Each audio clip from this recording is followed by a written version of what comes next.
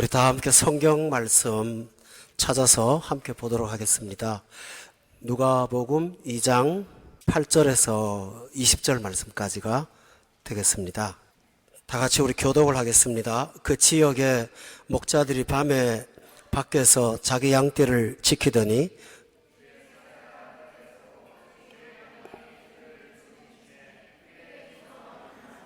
천사가 이르되 무서워하지 말라.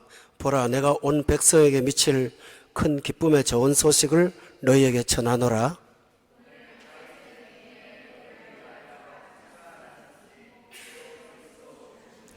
너희가 가서 강보에 쌓여 구유에 뉘어 있는 아기를 보리니 이것이 너희에게 표적이니라 하더니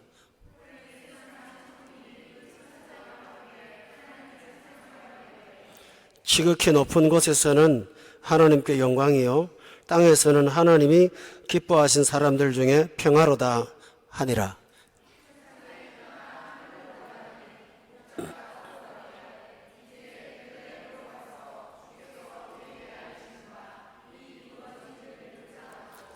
빨리 가서 마리아와 요셉과 구유에 누인 아기를 찾아서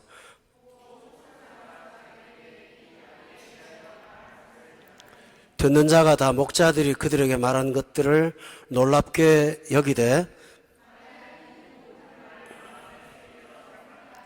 다 같이 읽겠습니다. 목자들은 자기들에게 이르던 바와 같이 듣고 본 그 모든 것으로 인하여 하나님께 영광을 돌리고 찬송하며 돌아가니라. 아멘.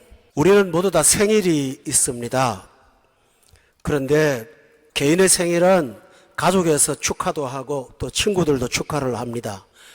그러나 생일을 전 세계가 축하하는 경우는 별로 없지요. 예수님의 탄생은 온 세상이 축하를 하고 또 앞으로 오는 세상도 축하를 합니다. 그래서 거룩한 탄생이라고 해갖고 성탄이라고 그렇게 말을 합니다. 예수님의 성탄이 축하를 하고 만대까지 경배를 해야 될 까닭이 몇 가지 있습니다. 첫째로는 예수님의 탄생은 우리는 부모님의 몸에서 나왔습니다마는 예수님은 하늘에서 오셨습니다. 하나님이 사람의 몸을 입고 이 땅에 오셨습니다. 하나님이 신이 인간이 된 것입니다. 기독교 외에도 종교가 많이 있지요. 그런데 모든 종교에서 절대로 있을 수 없는 일이 하나 있습니다. 어떤 종교든지 인간을 신격화시키지 신격화된 사람을 인간으로 만드는 경우는 하나도 없습니다. 어떤 종교가 숭상하는 교주들은 인간을 신격화시키는데 신격화에 주력을 하지 낮춰놓고 사람 만드는 일은 여러분 한 번도 보신 일이 없을 거예요. 공감하시죠? 따라서 예수님의 성탄은 하나님이 이 땅에 내려오신 특별한 사건입니다. 그런데 이까지 설교를 들으시면서 여러분 귀에 안 들어올 거예요. 왜냐하면 나하고 무슨 관계가 있나? 관계가 있습니다. 약 한 40년 전에 제가 서울 효자동이 저희 외갓집인데 그 효자동에 12월 25일 날 아침에 외갓집에서 잠을 자고 텔레비를 할아버지가 틀면서 빨리 와보라고 그래서 가봤어요. 봤더니 그 서울 한국은행 건너편에 있는 그 신세계 백화점 건너편에 대연각 호텔이라고 있습니다. 그 호텔이 불이 났어요. 근데 그때만 해도 고가 사다리 차가 높은 게 별로 없어갖고요. 불이 났는데 그 속에 있는 사람들을 구출하려고 고가 사다리 세우고 뭐 아주 난리가 났죠.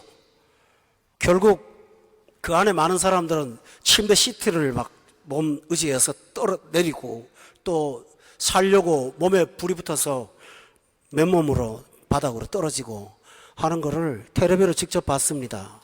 그 불난 그곳에 그나마 소방차도 가고 소방수도 갔으니까 사람이 산 거예요.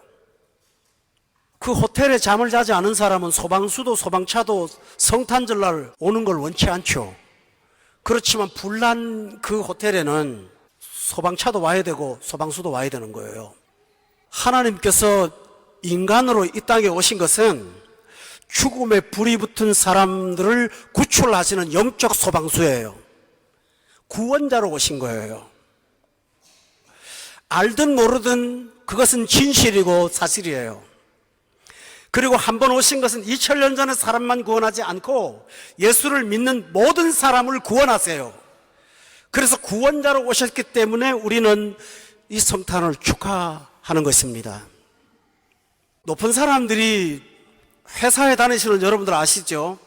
본사에서 아주 좀 고위직에 계신 분이 여기 두바이 지사에 방문을 하시고 그런 일이 있을 거예요. 있는데 오시면 대부분 높은 사람들하고 식사하고 그러지 않습니까? 높은 사람 만나고 밑에 하급 직원이나 외국 직원들 그런 사람들 만나고 가지 않습니다. 왜냐하면 높은 사람은 높은 사람 신분이 있으니까요. 예수님이 왕이시고 하나님이신데 이 땅에 오셨을 때 제일 높은 분이니까 높은 사람 만나야 될 거 아닙니까? 왕도 만나고 부자도 만나고 권력 있는 사람도 만나고. 그런데 예수님 그렇게 만나지 않았어요.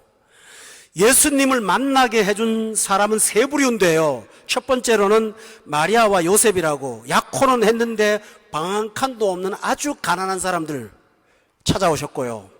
두 번째로는요, 그 동네에 똑똑하고 공부 많이 한 성경학자들 많음에도 불구하고 저 동방에 별을 보고 점을 치는 미신을 섬기는 사람을 데려다 놓고 예수님이 만나려고 했어요.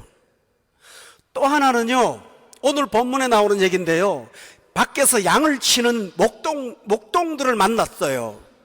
우리가 그 성탄절 카드 같은 데 보면 그 목자들하고 밤하늘의 별, 그 다음에 하얀 양떼들 얼마나 아름답고 참 목가적입니까?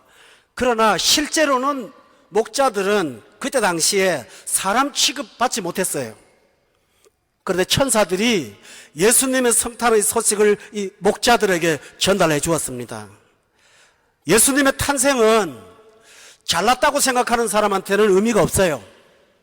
내가 아무런 구원자가 필요 없다고 생각하는 사람한테는 경배의 가치가 전혀 없어요.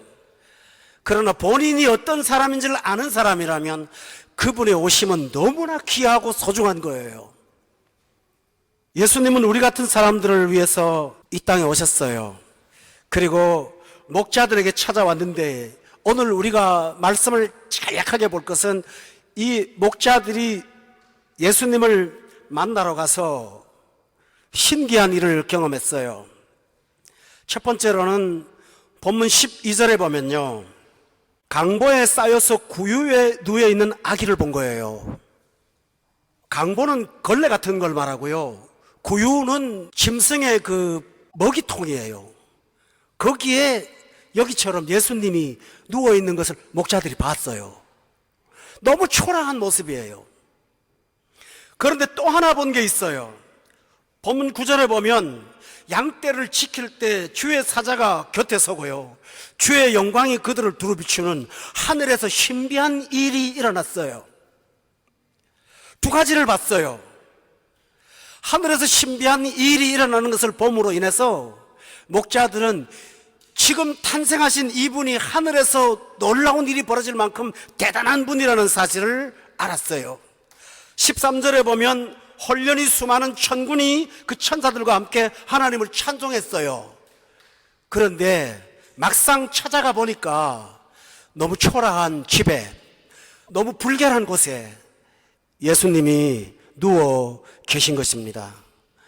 그러나 그들은 이분이 구원자라는 사실을 천사를 통해서 알았습니다. 오늘 이 성탄을 축하하면서 여러분이 하나님이신 예수님, 하늘의 호련한 천사가 찬양할 수 있는 영광의 하나님, 그러나 우리를 위해서 낮고 천한 자리까지 내려오신 인간이 되신 예수님, 이 주님을 구원자로 영접하셔서 2000년 전에 태어나신 예수님이 아니라 여러분 마음 안에 구세주가 탄생하는 그런 축복이 있기를 예수 이름으로 축원합니다. 기도하겠습니다. 하나님 아버지, 저희들에게 날마다 귀한 날을 허락하셨습니다마는 오늘도 특별한 날 허락하셔서 예수님의 성탄을 축하하고 찬양할 수 있게 하심을 감사합니다. 하나님 아버지, 오늘 혹시라도 우리 가운데 예수님의 탄생을 구원자로 오늘 깨달았다면 아직도 예수님을 영접하지 못한 분들 예수님을 영접하여 구원자로 오신 예수님을 진정으로 경배하게 도와 주시옵소서. 예수님의 이름으로 기도드렸습니다. 아멘.